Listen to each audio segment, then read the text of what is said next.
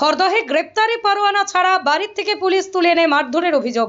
গ্রেপ্তারি পরোয়ানা ছাড়া বাড়িতে এসে মারতে মারতে টেনে হিঁচড়ে পুলিশের গাড়িতে তোলার অভিযোগ উঠে আসলো খড়দহ থানার মহিলা পুলিশ আধিকারিক জয়তী প্রধানের বিরুদ্ধে। ঘটনাটি ঘটেছে খড়দহ থানার অন্তর্গত আগরপাড়ার মহাজাতির নগরের বাসিন্দা মলি বিশ্বাস সহ তার স্বামীর সঙ্গে। মলি বিশ্বাসের অভিযোগ, পারিবারিক ঝামেলার কেসে জামিনে থাকা সত্ত্বেও তার এইরূপ আচরণ করা হয়েছে খড়দহ থানার পক্ষ থেকে। তার পাশাপাশি অভিযোগকারিনী যতবারই পুলিশ আধিকারিককে জিজ্ঞাসা করেছিলেন যে কী কারণে তাকে থানায় নিয়ে যাওয়া হচ্ছে, জুটেছে খালি মার। এই ব্যাপারে অভিযোগকারিনী পুলিশ কমিশনার সহ আদালতের দ্বারস্থ হয়েছেন ন্যায় বিচারের দাবিতে। তার পাশাপাশি মলি বিশ্বাসের আইনজীবী প্রশান্ত কুমার সাহা জানান, তার মক্কেল মলি বিশ্বাসকে অ্যারেস্ট মেমো সই না করিয়ে কিংবা ডিটেনশন মেমো না দিয়ে এই ধরনের ব্যবহার করা হয়েছে।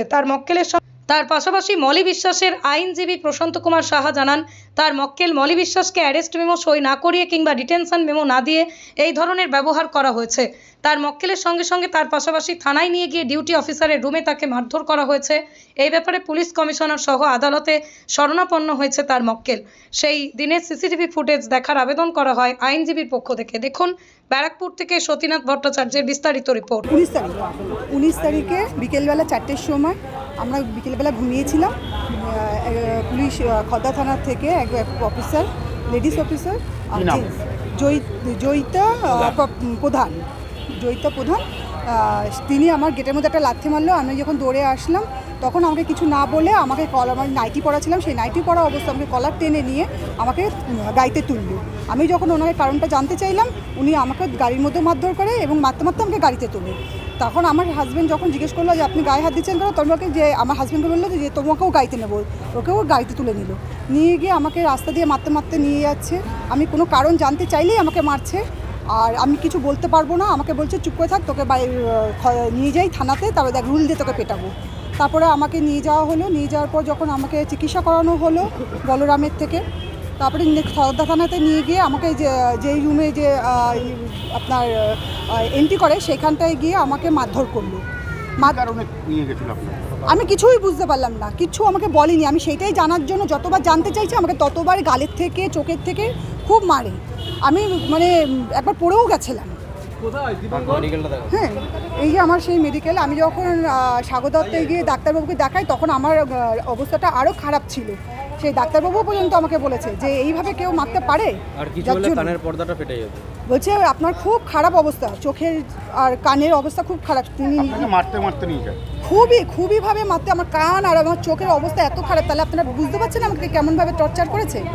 এবার যখন থানাতে আমাকে লকআপে নেয়, ওখান থেকে বারবার আমাকে বলছে তোকে আমি দেখে নেবো, তোকে আমি দেখে নেবো, এই একটা করে আমাকে মানে ভয় দেখাচ্ছে। আমি কিছুই বুঝতে পারিনি স্যার, আমাকে কিছু বলছে না। আমি যতবার চেষ্টা করছি ওনার থেকে জানা, ততবার আমাকে মারছি। কিচ্ছু বলেনি, কিচ্ছু বলছে না, আমাকে কিচ্ছুই বলছে না, এমনি মারছে। আমি সেটাই তো জানাচ্ছি। লকআপে যখন নিয়ে গিয়ে আমাকে যখন বন্ধ করে রাখলো, যখন লকআপের থেকে যখন ছাড়বে তার কিছুক্ষণ আগে আমার হাজব্যান্ডকে বলছে যে আপনার ওয়াইফের এত জিদ যে আমার পা ধরে ক্ষমা চাইলো না। আমার হাজব্যান্ডকে এই কথাটা বলছে।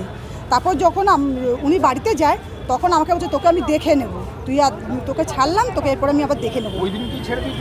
হ্যাঁ, ওই দিন ছেড়ে দিয়েছিল। 10টা 15-তে লকআপ খুলেছিল। 10টা 15 আমাকে বাড়ি থেকে 4টে 10-15-তে তখন তোলে বিকেলবেলা। ছেড়েছে আপনার সেদিনকেই 10টা 15-তে না 20-তে। হ্যাঁ, রাত্রে। কিছুই আমাকে বলেনি, কোনো কিছু দেয়নি, আমার কোনো সইও করায়নি। কোনো মামলা ছিল এর আগে আপনার? হ্যাঁ, আমার এর আগে একটা মামলা ছিল, যেটা সেটা মামলাটা ছিল আমাদের মানে বাড়ির বিষয় নিয়ে। হ্যাঁ, পারিবারিক ব্যাপার নিয়ে আমাদের মামলা ছিল। হ্যাঁ, তাতে আমি জামিনও পেয়েছি, আমি জামিনেই ছিলাম। তারপরে এই ঘটনা। আমাকে কিছু যদি বলতো তাহলে একটা ছিলাম যে না, যে বলেছে, কিছুই বলেনি আমাকে। আপনার নাম? আমার নাম মলি বিশ্বাস। আমি চাইছি মানে আমি পৌরসভাকে বা যা কনস্টেবল যাদের কাছে মানে চিঠি পাঠিয়েছি তাদের কাছে আমি একটা আবেদন করছি, কোর্টের কাছে বিচার চাইছি যে এটা উনি দেখুক, আমার মতন যেন আরও অসহায় মেয়েকে যেন এই পরিস্থিতিতে পড়তে না হয়, যে এই পরিস্থিতিতে আমি পড়েছি। আমার রাত্রেবেলাও খুব বমিও হয়েছিল, আমার আগরপাড়া মহাজাতিতে খড়দা থানা। মানে আমাকে এমনভাবে স্যার মেরেছে যে আমি সারা রাত্রি তো ঘুমাতে পারিনি, আমি 2বার করে বমি করেছি ওই ব্যথার চোটে। ঘটনা ঘটেছে ওই জয়িতা প্রধান বলে একজন খড়দা থানার অ্যাসিস্ট্যান্ট সাব ইন্সপেক্টর, তিনি এক ভদ্রমহিলা যার নাম হচ্ছে মৌলি বিশ্বাস, তার বাড়ি হচ্ছে কি আগরপাড়া, খড়দা থানার অন্তর্গত। তার নামে একটি মামলা হয়েছিল, মামলার খড়দা পিএস কেস নাম্বার হচ্ছে 154-25। সেই মামলায় তিনি জামিন গ্রহণ করেছিলেন লানেট এসিজিএম এর ব্যারাকপুর কোর্ট থেকে 9/4/2025। সেই জামিনের কাগজও থানায় জমা হয়, খড়দা থানায়। তার পরবর্তী সময়ে হঠাৎই এই অ্যাসিস্ট্যান্ট সাব ইন্সপেক্টর, যিনি এই কেসের তদন্তকারী অফিসারও নন, কিছুই নন, তিনি হতে পারেন থানার কোনো ডাইরেকশনে বা ল এনফোর্সমেন্ট এজেন্সি হিসাবে তিনি কোনো ইনকোয়ারিতে যেতে পারেন। ইনকোয়ারিতে গিয়ে তার তদন্তের স্বার্থে বা ইনকোয়ারির সাথে তিনি কথাবার্তা বলতে পারেন, এটা পুলিশের এখতিয়ারের মধ্যে আছে, তিনি বলতেই পারেন কথা। কিন্তু হঠাৎই উনি এই ভদ্র মহিলার বাড়িতে চলে যান 19 তারিখে। এই 19 তারিখে আচমকা ওনার বাড়িতে গিয়েই ওনাকে বলেন যে আপনাকে থানায় যেতে হবে। 19 এপ্রিল এই মাসের 19 তারিখ এই আচমকা থানায় যেতে হবে শুনে তখন ভদ্রমহিলা বলেন যে কী হয়েছে। কারণ জিজ্ঞাসাবাদ করতেই, যেটা ওনার লিগাল রাইট, উনি বলতেই পারেন যে কী কারণ কী বিষয়, সেই কথা বলতেই তাকে বেধড়ক মারধর শুরু করে এবং মারতে মারতে তাকে সেই অবস্থাতে, নাইটি পরিহিত অবস্থাতে তাকে পুলিশ জিপে তোলে, তার হাজব্যান্ড সহ, তার হাজব্যান্ডকেও তুলে নেন। এবং সেই পুলিশ জিপে তোলার পরেই তাকে পুলিশ জিপেও মারধর করেন, সেখান থেকে থানায় নিয়ে যান এবং থানাতে নিয়ে আমার যেটুকু শোনা, আমার এই ক্লায়েন্টের থেকে, ডেভিলডি অফিসারের পাশেও সেখানে মারধর করা হয়। থানার সিসিটিভিটাকে একটুখানি এক্সামিন করলেও বোঝা যাবে যে হয়তো এই মারধরের ঘটনাটা কতটা এফেক্টিভ ছিল, যার জন্যে ভদ্রমহিলাকে এই হাসপাতালে গিয়ে তাকে চিকিৎসা করতে হলো। সারা রাত বলা ভুল, রাত 10টা-11টা অবধি তাকে থানায় আটক করে এই মারধর, তার ফলে আপনারা দেখতে পাচ্ছেন যে এই চিকিৎসাটা তাকে করতে হলো। তার কান এবং চোখের কোণায় আঘাতপ্রাপ্ত হয়েছেন তিনি, এবং এখানে পরিষ্কার ডাক্তারবাবু লিখে দিয়েছেন মেডিকো লিগাল কেস।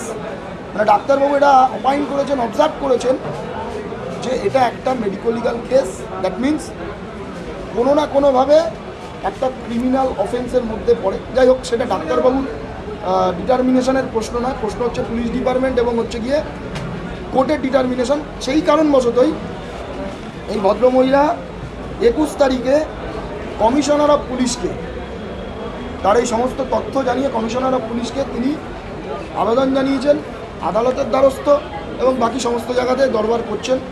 এখন যেটা বিষয়, একজন অ্যাসিস্ট্যান্ট সাব ইন্সপেক্টর, মহিলা অ্যাসিস্ট্যান্ট সাব ইন্সপেক্টর, যার প্রথম কাজটা মানুষকে এরকমভাবে মারধর করা বা এরকম বলে আমার মনে হয় না। খড়দা থানায় এই আদালতে আসা যাওয়া করেন বা মানুষের সাথে যোগাযোগ আছে এরকম প্রচুর অফিসার আছে, পুরনো তারা এই ডিপার্টমেন্টের।